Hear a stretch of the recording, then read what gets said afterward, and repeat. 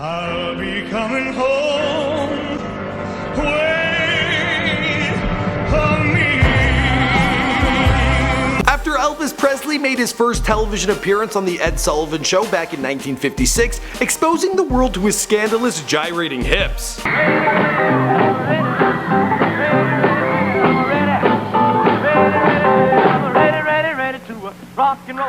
After Elvis became the most popular man in the world at the age of just 21 and toured until his final days. The world's a stage and each must play a part.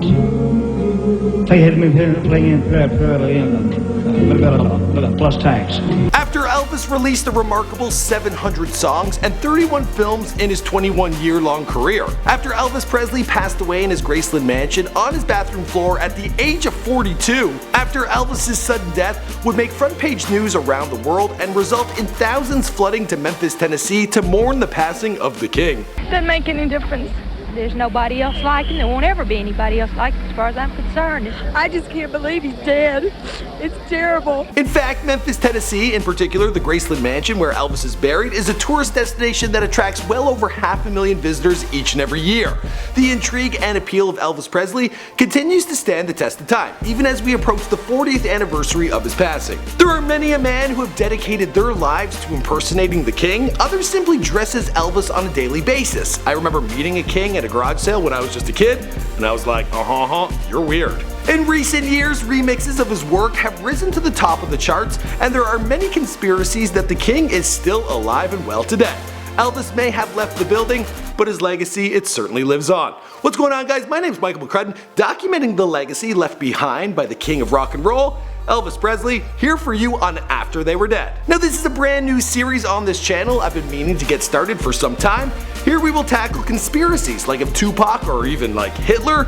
Are they still alive today? Some say Walt Disney, he's frozen. There are others like Marilyn Monroe or Bob Marley who changed the world and their industry. We will discuss all this here on After They Were Dead. As always, be sure to let me know in the comments down below who to document next.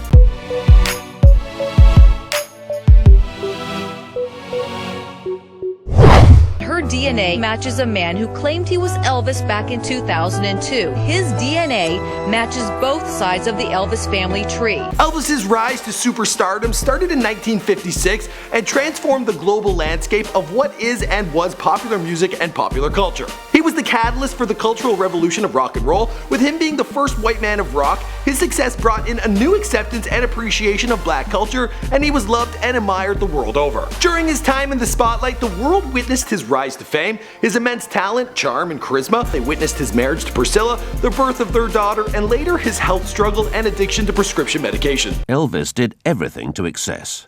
He had massive appetites for food, sex, drugs, and rock and roll. It was this excessive lifestyle that aged Elvis remarkably fast, and there was no sideburns or rhinestone stoots that could hide the signs that the man was seriously unhealthy. The only thing that's important is that that man is on stage tonight.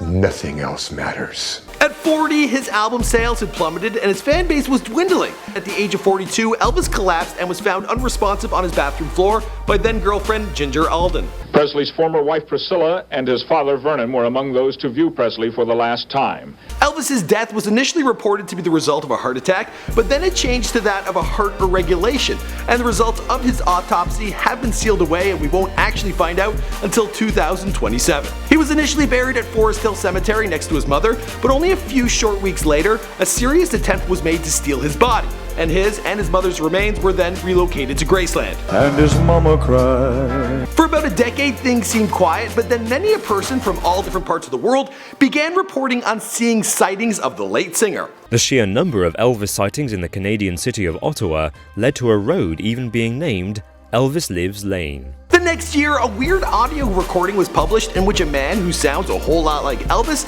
well, he discussed going into hiding and faking his death. Now, both of these things I'm going to chalk up as the result of a new flock of fans who were taking on Elvis's style, his attire, and likeness for themselves. Men of all different shapes and sizes were popping up all over the world. Some even managed to convince others that they were Elvis, mastering his entire catalog of music and making careers for themselves as stand-ins, or Elvis impersonators.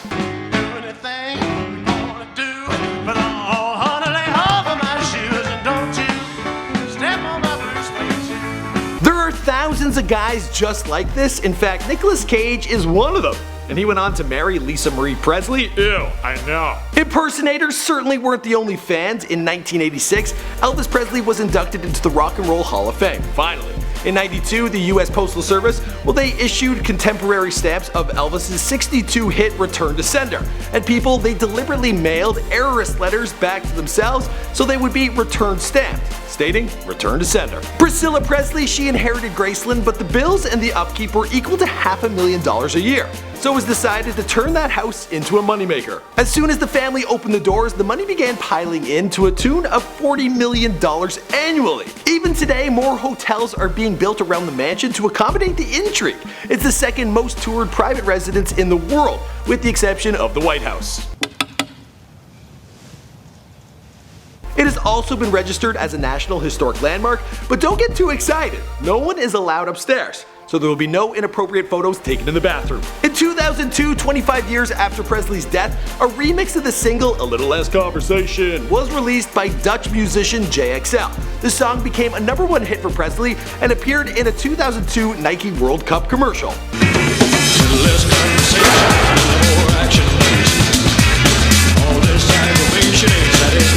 This allowed the king to prove he still had it from beyond the grave. Or maybe he's still alive. Is Elvis Presley alive? Absolutely, I would testify it in a court of law. In 2002, Jesse claimed he was Elvis and that he would prove it to the world right here at Graceland on the 25th anniversary of his death. But that day came and went with no Jesse and no Elvis. I mean, the guy's such a king, he practically retired the name Elvis. No one else is using it. Not in America, or North America, except for that one Canadian skater. He does kind of have the hair. Girl, you really got me now. You got me so I don't know what I'm doing. And the rest of the story, well, more or less, that's the whole story, because this is After They Were Dead. My name's Michael McCrud, thanks for checking out my channel. We do all sorts of celebrity bios on here. Now, we have done a Before They Were Dead on Elvis, documenting his life leading up to his passing. You might want to check that out. We have After They Were Famous, Before They Were Famous, and of course, Before They Were Dead. Now we got After They Were Dead. What am I going to do next? Let me know what you think I should do in the comments down below. See you guys in another video. But they fought with experts.